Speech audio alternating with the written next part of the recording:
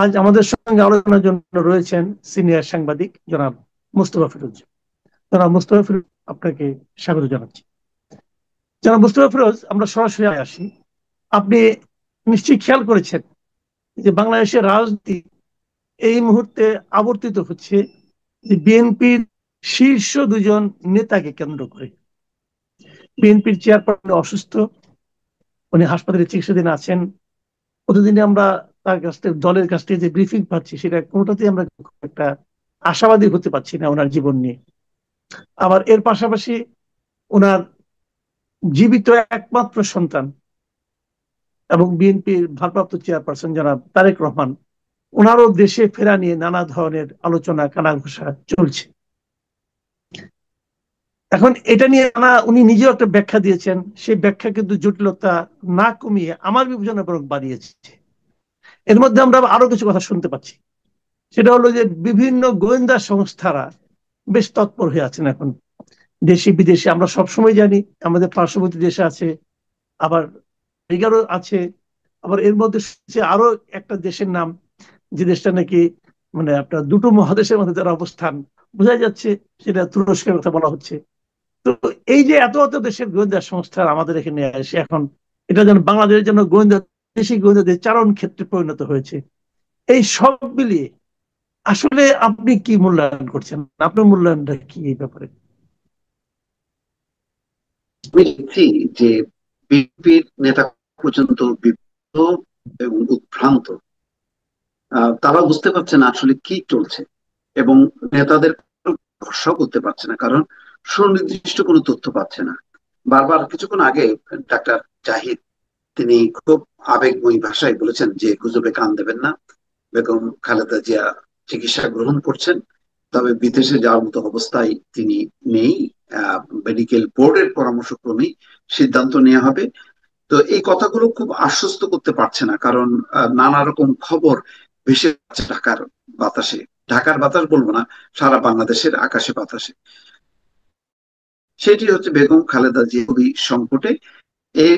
এটা আরো ত্বরান্বিত হয়েছে যে তারেক রহমানের বক্তব্যে, যে তারেক রহমান আসতে পারছেন না, যেখানে পক্ষ থেকে বলা হচ্ছে যে তার সর্বোচ্চ নিরাপত্তা দেওয়া হবে, এবং খালেদা জিয়াকে নিরাপত্তা দেওয়া হয়েছে। কিছুক্ষণ আগে এভার কেয়ার হসপিটালে চতুর্দিকে এসএসএফ এর সদস্যরা অবস্থান নিয়েছে।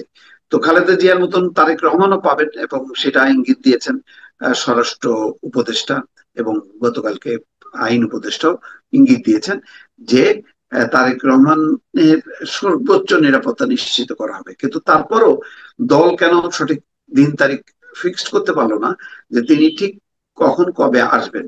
তিনি আসলে কি হবে? তিনি আসলে যে বেগম খালেদা জিয়ার চিকিৎসার যুগান্তকারী কোনো পরিবর্তন হবে সেটা হবে না, কিন্তু সে একটা ভরসা খুঁজে পাবে। যে কারণ খালেদা জিয়ার প্রতি প্রত্যেকেরই ভালোবাসা, শ্রদ্ধা সবই আছে, সহমর্মিতা আছে, সেটা আমরা দেখলাম দেশে বিদেশে সব পক্ষের। নরেন্দ্র মোদী, শাহবাজ শরীফ থেকে শুরু করে চীন, মানে সব রাষ্ট্রই সহমর্মিতা প্রকাশ করেছে। কিন্তু দলটা তো পরিচালিত হবে, এটা তো শুধু ব্যক্তি বিশেষের ব্যাপার না। বিএনপির কি হবে? বিএনপির কান্ডারি কে? বিএনপির এখন মূলই আসলে তারেক রহমান।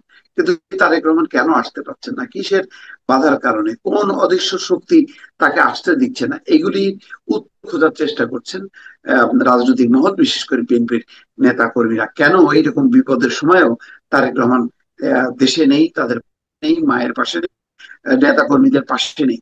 এর কিন্তু জবাব পাওয়া যাচ্ছে না বলি নানা রকম কথাবার্তা শোনা যাচ্ছে যে ওই ঘুরে ফিরে আসছে জয়ের বক্তব্য, -2 ফর্মুলা, যে দুইটি পরিবার আর রাজনীতিতে যে আসতে পারবে না বলে অনেক আগে থেকে মানে আন্তর্জাতিক মহল যে তৎপর ছিল, তার সঙ্গে জড়িত দেশের কিছু মহল, তারাই কি শেষ পর্যন্ত এটা নিশ্চিত করতে চাচ্ছে যে তারেক রহমান যদি না আসে তাহলে 16 কলা পূর্ণ হয়, তাহলে -2 ফর্মুলা মানে বাস্তবায়িত হয়? সেই আলোচনাটা কিন্তু এখন নতুন করে শুরু হয়েছে। এই সবকিছু অবসান হতো যদি তারেক রহমান স্টেট বাংলাদেশে চলে আসতো। এখন তিনি যতক্ষণ না আসছেন ততক্ষণ পর্যন্ত কিন্তু এই আলোচনা আছে। আরেকটা আলোচনা মানে রাজধানীতে ভেসে বেড়াচ্ছে, সেটা হলো যে তারেক রহমান নাকি দেশে রওনা দিয়েছেন, তিনি ট্রাভেল নিয়ে আসছেন 48 ঘন্টা অবস্থা, এরকম একটা আলোচনাও কিন্তু আছে। তার মানে স্বল্প সময়ের জন্য এসে তিনি আবার ফেরত যাবেন। তিনি এই আলোচনাটা কেন হচ্ছে না যে তিনি আসছেন এবং শুধু মায়ের এই সংকটের সময় মায়ের পাশে থাকবেন না, তিনি নেতা কর্মীদের পাশে থাকবেন। তিনি আগামীতে যে নির্বাচনটা হচ্ছে, যে নির্বাচনটার সময়টাও খুব কাছাকাছি সময়, সেই নির্বাচনের চ্যালেঞ্জটা গ্রহণ করে তিনি সারা দেশে নির্বাচনী সফর কেন করবেন না? এই ঘোষণাটা সুস্পষ্ট শিডিউলটা কেন দল দিতেছেন না, কেন তারেক রহমানের দপ্তর থেকে দেওয়া হচ্ছে না? সেই কারণেই কিন্তু একটা ধোঁয়াশা তৈরি হয়েছে, নানা রকম আলাপ আলোচনা চলছে। না, এই যে বাস্তবতা, এই যে ঘটনাগুলি বলেন তারেক রহমানকে নিয়ে, বেগম খালেদা জিয়াকে নিয়ে অতটুকু যা হয়েছে, আপনার কি মনে হয় এর ফলে মানে থেকে কি আমাদের আসন্ন যে নির্বাচন, সেই নির্বাচন কি কোনোভাবে প্রভাবিত হতে পারে, অথবা বিএনপির রাজনীতি কি কোনো প্রভাবিত হতে পারে? বিএনপি ভয়ঙ্কর সংকটের মধ্যে পড়বে যদি বেগম খালেদা জিয়া আর ফিরতে না পারেন, আর তারেক রহমান যদি আসতে না পারেন, তাহলে দল ভয়ঙ্কর সংকটে পড়বে।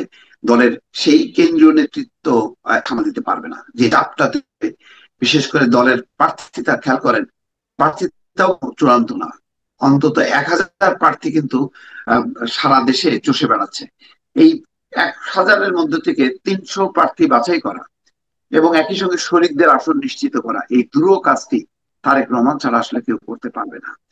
তো সুতরাং এই তারেক রহমান যদি শেষ পর্যন্ত অনুপস্থিত থাকেন, তাহলে তিনি এটা সামাল দিতে পারবেন না লন্ডন থেকে বসে, এটা পরিষ্কার। ফলে দল একটা এলোমেলো অবস্থান পড়ে যাবে এবং একই সবাই হতাশ হবে যে তাহলে বিএনপি মানে যাকে ঘিরে মানে দল আবর্তিত হবে করবে, বা প্রধানমন্ত্রী হিসেবে যাকে দল মনে করছে, তার নেতৃত্ব, এরকম নেতৃত্ববিহীন অবস্থায় এত বড় নির্বাচনী চ্যালেঞ্জ গ্রহণ করা সত্যি কঠিন হয়ে যাবে। যার কারণে দলের নেতা কর্মীদের মাঝে তারও উৎকণ্ঠা বিরাজ করছে ঠিক এই মুহূর্তে। আমি আরেকটা এটা একটা হাইপোথেটিক্যাল কোশ্চেন, সেটা হলো গিয়ে যে যদি তারেক রহমান শেষ পর্যন্ত না আসতে পারেন আগামী কয়েকদিনে, এবং তাহলে এতে লাভ হবে কার রাজনীতিতে? এতে যাই হোক না কেন, বরং বিএনপির বাইরে যে রাজনৈতিক শক্তি আছে, জামাত লাভবান হবে, লাভবান হবে আরো অনেকগুলো শক্তি, কিন্তু হবে একটা বিশৃঙ্খলা তৈরি হবে। কারণ এমনিতেই এক ধরনের উগ্রবাদী প্রবণতা আছে, নানা ইস্যু নিয়ে তারা মাঠে সক্রিয় হবে। ফলে একটা রাজনৈতিক বিশৃঙ্খল পরিস্থিতি তৈরি হবে। সেই বিশৃঙ্খলা ঠেকাতে তখন দেখা যাবে সামরিক বাহিনীর সহযোগিতা বা হস্তক্ষেপ প্রয়োজন হবে। সেটা দেশের জন্য ভালো হবে না। বরং নির্বাচনের মধ্য দিয়ে এক সাংবিধানিক সরকার, শাসনতান্ত্রিক সরকার দায়িত্ব পালন করবে এবং শুরু হবে একটা শাসনতান্ত্রিক শাসন ব্যবস্থা। সেটাই প্রত্যাশিত ছিল। কিন্তু যদি শেষ পর্যন্ত তারেক রহমান না আসতে পারেন, তাহলে আর কন্ট্রোল বলে কিছু থাকবে না এবং এর সুযোগ কিন্তু অন্য অন্য রাজনৈতিক শক্তি নেবে। কারা নেবে এটাও বলা যাচ্ছে না। একটা বিশৃঙ্খলার মধ্যে আবর্তিত হবে। তাতে যেটা হবে যে আওয়ামী লীগ আরো সক্রিয় হবে, সোচ্চার হবে। এমনিতেই আওয়ামী লীগ নির্বাচনে আসতে পারবে কি পারবে না সেটা নিয়ে তো একটা অনিশ্চয়তা আছেই। ফলে এমন পরিস্থিতি তৈরি হবে যে অনেকটা রাজনৈতিক বিশৃঙ্খল বা যুদ্ধের মতন সেরকম একটা অবস্থান থেকে কিন্তু মানে ধাবিত হতে পারে। আমি এটা শঙ্কা করছি। জি, অনেক ধন্যবাদ জানাবো মুস্তফা ফিরোজ।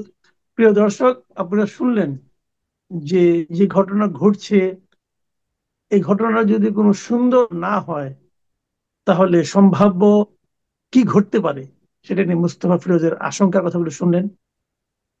আমরাও চিন্তা করি এটা নিয়ে কি হয়, এবং যার লাভ তার কোনো ভূমিকা আছে কিনা, এটাও কিন্তু আমাদের চিন্তার বিষয় হয়ে থাকবে। সবাই ভালো থাকবেন। আল্লাহ হাফিজ।